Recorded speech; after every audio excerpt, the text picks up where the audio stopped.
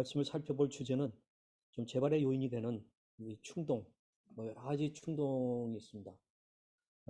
그 충동을 좀 효과적으로 제어하고 자유하려면이라고 하는 그런 주제로 말씀을 나누겠습니다. 네, 제 아내가 지금 상담을 하고 있는데 4월 1일 현재로 2,052명 정도를 상담했어요. 그러다 보니까 정말 오만 가지의 그런 사연들을 갖고 있는 그런 분들을 이제 만나게 되는데, 아마 한 달 전이었을 거예요. 어느 날 꼭 저를 만났으면 좋겠다 하는 그런 연락이 온 거예요. 그러면서 이제 그 내용을 들어봤는데, 그 당사자인 형으로부터 온 내용이었어요. 근데 제가 이제 여기 내용이 좀 이 프라이버시에 해당되는 게 있어서 핵심 내용은 제가 같지만 좀 각색을 했다는 것을 이제 말씀을 드립니다. 뭐냐면, 조울로인 30대 중반의 이 형제 돌싱인데, 교회 다니고 있는 남동생인데, 이 섹스도를 사달라고, 뭐 섹스도를 아시죠? 이 섹스를 하기 위한 인형이잖아요. 이게 아마 요즘에 굉장히 뭐 고급화되어 가지고 상당히 잘 나오는 모양이에요. 근데 이제 형인 나는 목사다. 이거 어떻게 해야 되냐 하면서 이제 얘기를 나눴어요. 뭐 필요한 얘기 많이 나눴습니다. 저는 뭐 대학생 청년 사역을 뭐 지금까지 45년 해왔으니까 뭐 이런 예들은 뭐 있죠. 있죠. 그렇기 때문에 뭐 같이 공감하면서 이제 대화를 나눴습니다. 뭐 여러 가지 가이드라인을 얘기했지만 제가 한 가지 기억나는 것은 뭐 섹스돌이 필요하냐 아니냐 가지고 왈가왈부할 문제는 아니고 필요해서 사야 된다면 네가 돈 벌어서 사라고 해라. 그렇게 이제 얘기하면서 몇 가지 이제 나눴던 그런 기억이 나요. 근데 이 형제만의 문제는 아닙니다. 조울증과 성적 충동의 문제는 남녀 불문의 아주 심각하지만 아주 은밀한 문제입니다. 제 아내가 이제 이 자매들하고 많이 상담을 하니까 우리가 이 개개인의 프라이버시 때문에 자세하게 얘기를 안 해요. 저희 부부 사이라 할지라도.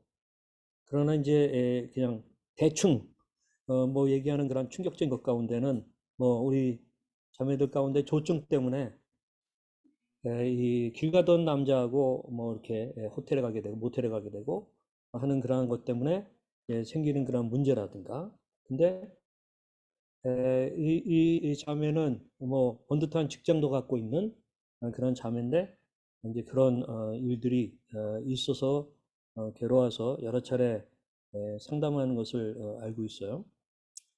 네. 이 성적 충동의 이슈라고 하는 것은 이 라이프 스타일의 변화를 가져오죠. 그리고 이게 주로 밤에 많이 일어나기 때문에 수면 관리에 문제가 많이 생기고, 그 다음에 이제 또 돈 안 쓰고 이런 일이 이렇게 일어나기 쉽지가 않다 보니까 이제 재정 문제가 많이 봉착하는 모양이에요. 설령 포르노를 보더라도 거기에 이제 아마 돈이 꽤 들어가는 것 같고, 또는 뭐 포르노라고 하는 거는 이 리얼리티가 없으니까 하다 보면은 이제 사람을 찾게 되고 그런 가운데 이제 좀 가서는 안 될 그런 것들이 가기도 하고 이제 그래서 돈이 막 소진되는 그런 경우들을 이제 보게 됩니다. 또는 그러다 보면은 뭐 가족이 되게 알게 되죠. 돈 꾸는 모습을 보면 알게 돼요. 그리고 이제 또 막 다급해서 뭐 어떻게 한다든가 등등의 그런 상황들을 보면은 어느 정도 눈치를 채게 되죠. 그러다 보면 이제 또 소중한 사람들과의 관계 문제 같은 것을 가져오고 결국은 스트레스가 아주 팽창해서 급성기적인 증상이 유발하는 그런 경우들이 종종 있습니다. 물론 오해하지 마십시오. 급성기적인 증상이 있다고 해서 다 이런 것 때문에 그렇다는 건 아니에요. 전혀 다르죠, 그거는. 그러나 이제 이런 충동의 이슈, 그게 뭐 도박이든 또는 어떤 그것이 뭐 돈 쓰는 문제든 또는 이런 뭐 담배 중독이든 이런 어떤 술 중독이든 이런 중독적인 그중에서 이제 성적 충동의 이슈가 굉장히 또 힘들죠. 아, 성적 충동 이슈는 재발의 한 요인이지만 아주 큰 요인이 되는 것을 보게 됩니다. 그렇기 때문에 여기에 대한 지금 이 문제를 최소화하고 또는 없애고 이 솔루션 그게 뭘까 하는 것들을 우리가 이제 고민하게 되는 거예요. 저는 이 주제를 가지고 대학생 청년들을 이 오랫동안 돕다 보니 뭐 결혼 문제도 그렇지만 그 이면에는 이 문제가 굉장히 심각한 것을 알고 있습니다. 그래서 이제 제가 이 말씀 가운데 데살로니가 전서 여기서 이제 보고 또 5장에서 좀 보고자 하는데 이거를 막상 보는 분들은 딱 이런 느낌을 받을 거예요. 솔루션 그랬는데 기가 막히면 숨이 막혀 오는 거야. 이 말씀을 딱 보면은. 그러나 여러분들 그 말씀을 조금 더 이렇게 깊이 있게 볼 필요가 있어서 제가 거기서 솔루션이다 그렇게 얘기하는 거예요. 자, 데살로니가 전서 4장 3절에 보면은 하나님의 뜻, 명시적으로 하나님의 뜻은 이것이니 너희의 거룩함이라 곧 음란을 버리고 라는 그런 말을 하고 있어요. 여기 너희의 거룩함, 뭐 이게 딱 들어도 이렇게 편한 용어는 아니죠. 거기에다 뭐 음란을 버리고 이거 뭐 꼰대 같은 소리 또 하시네 라고 생각할 가능성이 많아요. 우리 젊은 사람들은. 거룩함이라는 것은 하나님의 이 어떤 성품이 그대로 나타나는 이제 그런 것을 얘기해요.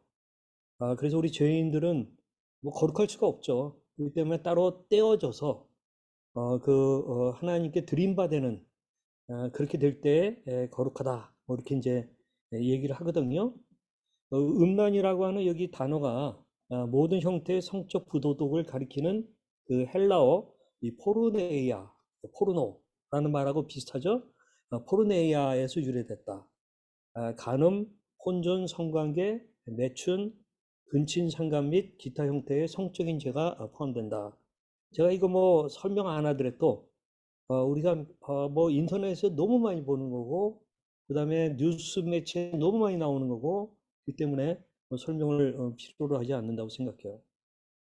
이제 그런 이 포르네아 그것이 음란이다 그런 얘기인데 음란을 버리라 하는 그런 명령은 성도들에게 하나님 앞에서 거룩하고 기뻐하는 삶을 사는 방법에 대한 그 교훈의 일부로서 바울은 믿는 이들의 성화는 그들을 향한 하나님의 뜻이고 여기에는 성적 부도덕을 피하는 것이 포함된다는 것을 이제 강조하고 있는데 자 일단 이렇게 데살로니가전서 4장 3절을 보고 나면은 뭐 이렇게 이게 솔루션이야 장애 아니야 라고 느낄지도 모르겠어요. 특히 요즘같이 성이 개방되어 있는 우리 현대인들에게는 이 말이 어떻게 들릴까 하는 것입니다. 제가 한 10년 전, 2017년에 이게 나온 영화니까 이 배첼러스의 총각들이라고 하는 그런 영화를 재밌게 본 적이 있었어요. 이게 이 패밀리 영화입니다. 가족 영화입니다. 사실. 근데 이게 미국의 평범한 중산층의 가족들 영화인데 거기서 나오는 내용들을 보게 되면은 굉장히 성적 관점, 도덕 관점에서 보면 좀 충격적이에요. 이건 뭐냐면 왼쪽에 있는 그 윌리엄이라고 하는 그 아버지 교사입니다. 그리고 그 중간에 있는 이 웨일슨가 하는 그 아들이에요. 이제 10대 말입니다. 근데 윌리엄의 부인이고 웨일스의 엄마가 되는 사람이 돌아가신 거예요. 그래가지고 이제 장례를 잘 끝내고 나서 그다음에 이제 각자가 또 이제 삶을 사는데 여기 교사인 아버지는 또 적당한 때에 그 여성을 만나고, 그다음에 우리 여기 웨일스라고 하는 이 젊은 친구는 재밌는 결단을 해요. 아마 엄마를 애도하기 위해서 하는 그 결단이 뭐냐면, 뭐 이 친구가 막 플레이보이도 아니고 그런데 그런 결단을 해요. 앞으로 일주일 동안은 내가 성관계를 안 맺을 거야. 라고 이렇게 그 결심을 합니다. 그러면서 이제 그 한 주 하루하루 보내는 그런 모습들이 이렇게 이제 나오게 되는데, 조금 아까 말씀드렸듯이 웨일스라는 애가 이렇게 뭐 막 바람기 많고 막 나가는 그런 애는 아니에요. 보통 애요. 근데 이제 그 엄마를 애도하기 위해서 이 작정한 그 내용이 저한테는 굉장히 충격적이었어요. 근데 이제 이렇게 해서 각각이 좋은 여자를 만나가지고 어떤 관계의 중요성, 의미, 또 정말 행복이 뭔가 이런 것들을 알려주는 그러한 영화예요. 자, 이런 현대인들, 또 우리 이 청년들, 제가 당사자들이든 뭐 가족들을 이렇게 보게 되면은 요새 뭐 결혼 좀 멀어요. 일단 동거부터 한 다음에 결혼하겠다는 사람들이 굉장히 많아요. 자, 그런 이제 상황이라는 거죠. 그런 관점에서 볼 때 조금 아까 제가 읽었던 데살로니가 전서 4장 3절, 그거는 너무 고루하고 옛날 얘기 아니냐, 그렇게 볼지 모르겠어요. 제가 그 말씀을 조금 더 보면서 설명을 드리겠습니다. 자, 여기 곧 음란을 버리고 라고 얘기했고, 두 번째로는 그러니까 네가티브하게 부정적으로는 버려야 되고, 포지티브하게 긍정적인 면에서는 각각 거룩함과 존귀함을 자기 안에 대할 줄 알고, 이 부부 생활에 대한 부부간의 뭐 성적인 면까지도 포함된 그 생활을 얘기하는 거죠. 이거는 좀 포지티브한 면이에요. 근데 우리 젊은이들은 아내가 없잖아요. 남편이 없잖아요. 그럼 어떻게 하란 말이에요? 생각하게 될 거예요. 그러면서 이어서 하나님을 모르는 이방인과 같이 세욕을 따르지 말고 또 이 일에 분수를 넘어서 형제를 해하지 말라 하는 그런 말씀을 주고 있는데, 이것을 간단하게 살펴보면 성적인 죄는 인간의 성에 대한 하나님의 계획을 위반하고 하나님과 다른 사람들과의 관계를 손상시키기 때문에 하나님 보시기에 심각한 범죄다.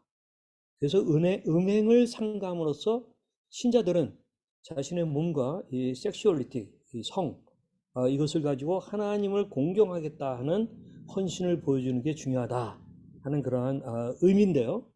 좀 더 이것을 보도록 하겠습니다. 제가 이런 우리의 재발을 또 일으키는 이런 충동을 제어해서 자유로운 이르려면 뭐 그렇게 했는데, 거기에 대한 솔루션이라고 그랬는데, 뭐 지금 데살로니가전서 4장 3절 이하를 좀 봐가지고 솔루션처럼 안 느껴질 거예요. 자, 그럼 한번 여러분 솔루션이 뭔가 한번 그냥 일반적으로 한번 생각해 보십시오. 여러분들이 한번 뭐가 솔루션일까요? 그래서 제가 이제 이 머리를 좀 굴려봤어요. 바로 챗 GPT를 돌려본 거예요. 그래서 챗 GPT에다가 제가 이런 질문을 던졌어요. 성 중독의 충동을 효과적으로 제어하고 자유케 하려면 어떻게 하니? 하고 이제 물었더니 얘가 이렇게 아주 상식적인 얘기를 해요. 이게 매우 심각하대. 이러한 문제를 해결하기 위해서는 여러 권력을 사용해야 한다. 아래는 성중독의 충동을 효과적으로 제어하고 자유롭게 하기 위한 몇 가지 방법입니다. 하면서 6가지 방법을 알려주더라고요. 첫째, 전문가의 도움받기. 그렇지. 두 번째, 자기 관리. 네? 자기 관리. 자신의 어떤 그 충동과 욕구를 인식하고 그에 대한 자기 조절 능력을 강화하는 것이 중요하다. 규칙적인 운동, 충분한 휴식, 건강한 식습관, 스트레스 관리 기술 등이 도움이 될 수 있다. 이거 상당히 그럴 것 같아요. 근데 세 번째는 또 뭐냐면 지원 그룹이 좀 있어야 된다. 그래서 같이 이런 것들을 수다 떨고 막 나누고 하는 그러한 사람들이 좀 있어야 된다는 거예요. 그 다음에 네 번째는 인터넷 이용 제한. 뭐 당연하죠. 그 다음에 약물 치료. 약물 치료는 성중독 치료의 효과적인 방법 중 하나입니다. 조절 가능한 약물, 항우울제, 항불안제, 성령 억제제 등이 사용될 수 있다 하는 것을 얘기하고 있어요. 그러면서 이제 여섯 번째 하는 얘기가 뭐냐? 집중요법이라는 거예요. 그러니까 집중요법은 성적 충동을 제어하는 데 도움이 되는 방법입니다. 생각의 방향을 바꾸고 집중력을 강화하는 연습을 하여 자신의 충동을 제어할 수 있습니다. 해가지고 이제 여섯 가지를 딱 제시하고 나서 결론. 성중동은 복잡하고 어려운 문제이기 때문에 이 방법들 중 하나 혹은 그 이상을 시도해 보는 것이 중요합니다. 또한 이러한 문제를 직면하고 있는 사람은 스스로 해결하기보다는 전문가들과의 상담과 지원을 받는 것이 가장 좋은 방법일 수 있습니다. 자, 이 챗GPT가 어떻게 좀 스마트해요? 뭐 지식적으로는 끄떡거릴 수 있는데 좀 와닿아요? 이거 사실 하나하나를 아주 깊이 있게 하지 않고는 쉽지 않아요. 근데 이제 제가 이 여섯 가지를 읽다가 이 여섯 번째 집중요법과 관련해 가지고 제가 조금 와닿았어요. 그러면서 제가 대학생 청년들에게 성적인 충동을 자제하기 위해서 제어하기 위해서 쓰던 방법들이 좀 있는데 그게 이 방법이라는 것을 제가 저는 그 당시에 몰랐는데 이걸 보니 알게 된 거예요. 그래서 생각의 방향을 바꾸고 또 집중력을 강화하는 그 연습을 해야 된다 하는 것을 얘기하는데 바로 그게 제가 오늘 데살로니가 전서 4장 3절 이하와 그 다음에 이제 5장에서 얘기하려고 하는 그런 거예요. 자, 여기에 보게 되면은 뭐 몇 가지 이런 좀 얘기를 해요. 그러다가 그의 성령을 주신 하나님을 저버렸다. 저버리는 거다. 이 음란을 행하고 충동을 제어하지 못해서 거기에 빠지는 그것은 내 안에 계신 성령을 주신 하나님을 저버리는 것이다. 우리 거듭난 하나님의 백성들에게는 성령이 내주하여 계시는 것인데 그 하나님을 저버리는 거다 하면서 성령과의 관계를 얘기하거든요. 근데 이 쭉 얘기하다가 제가 이제 5장 19절에 가게 되면은 성령을 소멸하지 말며라는 얘기예요. 그러니까 우리 내주하시는 성령께서 우리가 어떤 상태냐에 따라서 소멸될 수도 있고 타오를 수도 있는 거예요. 그러면서 이제 우리가 우리 자신의 내면을 잘 관리를 해야 된다. 그래서 성령을 소멸해서는 안 된다. 하는데 여러분들이 데살로니가서 5장 19절 말씀은 굉장히 유명한 말씀 다음에 나오죠. 우리가 이 말씀을 별개로 다 알고 계세요. 이게 뭐예요? 5장 16절부터 18절이죠. 항상 기뻐하라. 쉬지 말고 기도하라. 범사에 감사하라. 이것이 그리스도 예수 안에서 너희를 향하신 하나님의 뜻이니라. 그러면서 이제 성령을 소멸하지 말며라고 이야기하고 있어요.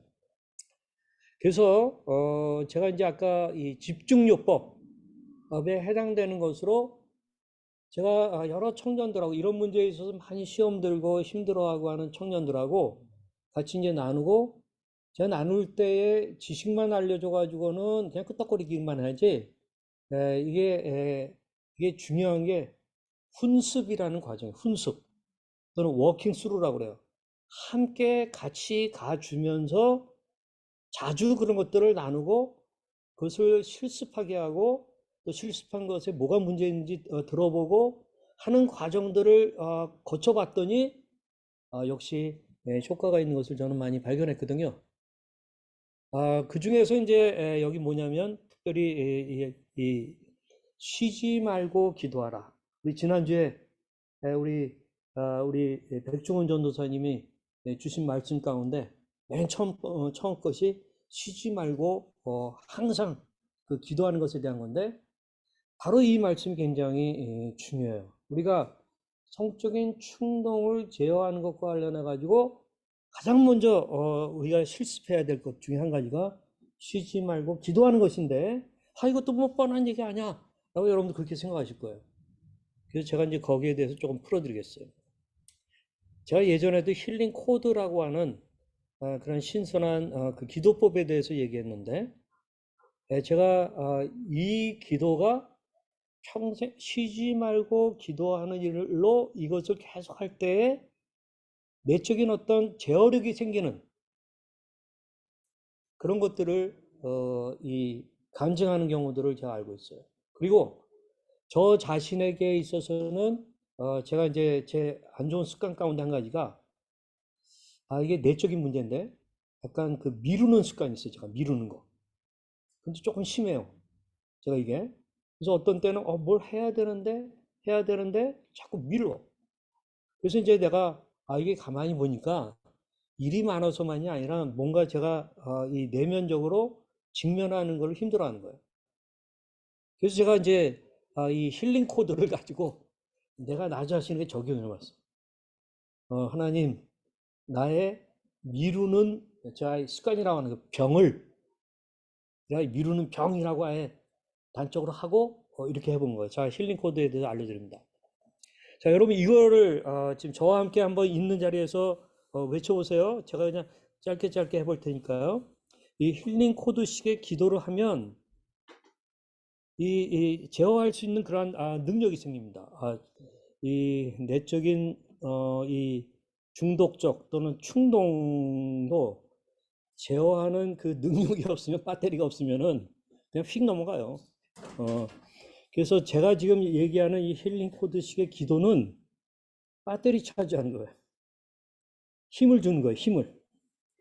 그래서 여러분 복잡하게 뭐 많은 기도보다도 한번 이것을 배우고 외우고 이것을 하루에 한 10번 이상 20번 이상 해보세요. 제가 그것을 읽어 드릴 테니까 저와 함께 한번 외쳐보면 좋겠습니다. 여기 계신 분들도 한번 크게 한번 외쳐보세요. 내가 알든 모르든 잠깐만 나를 따라서 나를 따라서 하면 돼요. 내가 알든 모르든 내 안에 부정적인 이미지와 건강하지 못한 믿음과 모든 파괴적인 세포 기억들 그리고 제가 이제 자기의 이 지금 문제와 관련한 거예요. 저는 아까 미루는 병이라고 그랬죠. 제가 병이라고 그랬어요. 예를 들면 여러분 한번 포르노 중독이라고 해봅시다. 내 포르노 중독과 관련한 뭐 이런 식으로 이 자기의 문제를 갖다가 언급하고 그거는 그냥 프라이버시니까 비밀리에 하세요. 남한테 들리게 할 필요 없어요. 내 몸과 관련한 모든 신체적인 문제들을 발견하고 드러내는. 자, 이거 한번 해보겠습니다. 절 따라해 보십시오. 모든 신체적인 문제들을 발견하고 드러내요. 하나님의 빛과 생명과 사랑으로 나를 가득 채워 치유하기를 주 예수 그리스도의 이름으로 축원합니다. 네, 요게 지금 간단하지만 요거는 지금 힐링 코드라고 하는 책을 보면은 왜 이렇게 기도하는지에 대한 자세한 설명들이 잘 나와 있어요. 그 베스트셀러였거든요. 한번 보시길 바래요. 근데 거기에 핵심은 이 기도예요. 이게 저는 좀 제 식으로 좀 더 편하게 이렇게 한 건데 그 내용은 거의 같아요. 근데 제가 뭐 이런 비슷한 기도를 해오다가 힐링 코드 기도를 만나면 바로 이거야. 그래서 이제 이런 기도를 하기 시작했거든요. 그게 이제 재작년에 저한테 어떤 일이 일어났냐면 이 기도를 계속 반복해서 하는 가운데 저한테 이제 요로 결석이 좀 있었거든요. 그래서 약간 요로 결석의 문제 같은 것들도 있고 그래가지고 또 이게 신장과도 관련되어 그래서 뭐 제가 여기 내 요로 결석과 관련한 또는 내 신장과 관련한 모든 신체적인 문제들을 발견하고 드러내요. 뭐 이런 기도를 한 몇 달을 했을 거예요. 했는데 제가 여러분들 잘 아시는 것처럼 작년 12월 달에 제가 방광 그 암 초기가 드러났어요. 그래가지고 수술을 해서 잘 끝났습니다. 근데 많은 사람들이 어떻게 발견했냐 이렇게 얘기해요. 제가 사실 발견한 것은 이 힐링 코드식 기도를 한 기도의 응답이었어요. 제가 뭐 알고 간 거 아니었거든요. 무슨 얘기냐면 이 내 방광과 또는 내 신장과 관련한 또는 요로결석과 관련한 모든 신체적인 문제들을 발견하고 드러내요 하는 그런 기도를 제가 했던 거예요. 계속해서 했어요. 뭐 그게 뭔지도 모르고 기도한 거예요. 했는데 아닌 게 아니라 제 이제 뭐 소변에 약간의 혈전 같은 그런 것들이 나오는 게 느껴져서 저는 처음에는 야 기도 응답 되게 세네. 요로 결석이 그냥 빠져나왔나 봐. 이렇게 생각한 거예요. 근데 또 나와. 그래서 제가 이제 이 병원에 가서 한번 확인 좀 해야 되겠다. 해가지고 이제 방배동에 있는 뭐 병원 찾아가지고 갔더니 검사를 다 하고 나서 의사가 좀 큰 병원에 좀 가보라고. 약간 뭐가 이상하다 이 얘기죠. 그래서 이제 제가 한림대병원에 거기 연결해 갔는데 거기서 이제 방광암 초기다 하고 이제 뭐 다 검사하고 나서 이제 그런 결론이 나와서 빨리 로봇 수술하자 해가지고 했고 이제 그렇습니다. 근데 그러니까 제가 무슨 얘기냐면 내 모모와 관련한 모든 신체적인 문제들을 발견하고 드러내요. 이 부분이 굉장히 중요해요. 발견하고 드러내는 것뿐만 이거는 여러 가지 방법으로 나오겠죠. 뭐 제가 직접 하는 거 아니죠. 근데 하나님의 빛과 생명과 사랑으로 나를 가득 채워. 이 부분이 포인트예요. 하나님의 빛과 생명과 사랑으로 나를 가득 채워. 아까 저 지금 이게 배터리가 나을 것 같아가지고 지금 연결했거든요. 배터리 차지하는 거가 뭐예요? 하나님의 빛과 생명과 사랑으로 가득 채워져야 돼요. 그 심령이. 그러면 이 그런 뭐랄까 유혹 또는 제어치 못하는 그런 연약함 이런 문제들이 해결될 수 있는 내적인 힘을 갖는다는 거예요. 그래서 저는 여러분들에게 다시 한번 아까 여기 쉬지 말고 기도하라 하는 것과 관련돼 있어요. 근데 산만하게 이것저것 기도하지 말고 좀 이 힐링 코드식의 기도를 집중적으로 해보기 바랍니다. 제가 여기 우리 단톡방에다가 이거 다 올려드릴게요. 그러니까 그걸 보면서 이렇게 해보세요. 자, 한번 자기의 문제를 갖다가 지금 생각해 보세요. 저는 뭐 방광암 그렇게 또 하려고 그래요. 자, 한번 같이 한번 해보겠습니다. 이번에는 같이 하겠습니다. 같이 읽으면서 하겠습니다. 동시에 시작. 내가 알든 모르든 내 안에 부정적인 이미지와 건강하지 못한 믿음과 모든 파괴적인 세포 기억들 그리고 내 방광암과 관련한 모든 신체적인 문제들을 발견하고 드러내어 하나님의 빛과 생명과 사랑으로 나를 가득 채워 치유하기를 주 예수 그리스도의 이름으로 축원합니다. 여러분 이거 한번 하고 나서도 뭔가 느낌이 와요. 이걸 5번 해보세요. 외워가지고 10번 해보세요. 길 가면서 해보세요. 분명히 하나님께서는 이 성령이 우리 안에서 타오르고 그 다음에 여러 가지 이 충동의 문제나 이런 것들을 제어할 수 있는 그러한 능력을 주십니다. 이것은 환우냐 뭐 가족이냐 관계없어요. 누구에게나 다 통할 수 있는 힘들지 않은 그런 굉장히 중요한 것입니다. 그래서 이 기도를 여러분들이 외워가지고 그냥 틈나는 대로 해보세요. 틈나는 대로. 그럼 저는 저의 어떤 어려움과 관련한 것을 이렇게 명칭을 만들어 가지고 내 모모와 관련한 그것을 집어넣어서 하거든요.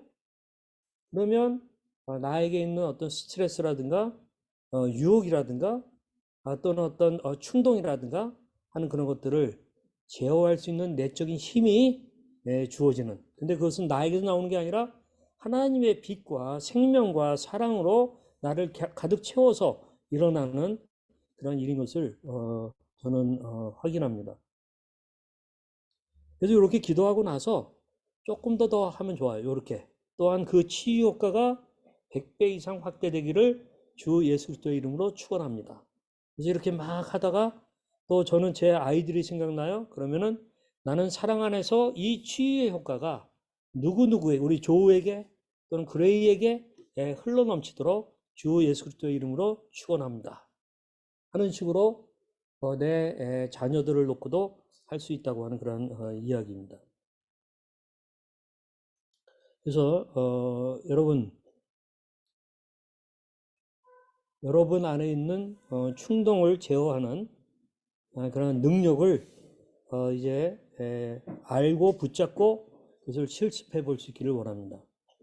제가 음행을 멀리하라는 명령이 율법주의나 도덕주의를 요구하는 것이 아니라는 점에 유의하시기 바랍니다. 오히려 그것은 그리스도께서 우리를 위해 하신 일에 대한 사랑과 감사의 마음으로 거룩함과 순결함을 추구하라는 부르심입니다. 음행을 멀리하라는 명령을 포함하여 하나님의 명령에 순종하려고 노력할 때 우리는 하나님의 은혜와 능력을 경험하여 하나님을 기쁘시게 하는 삶을 살 수가 있는 것입니다.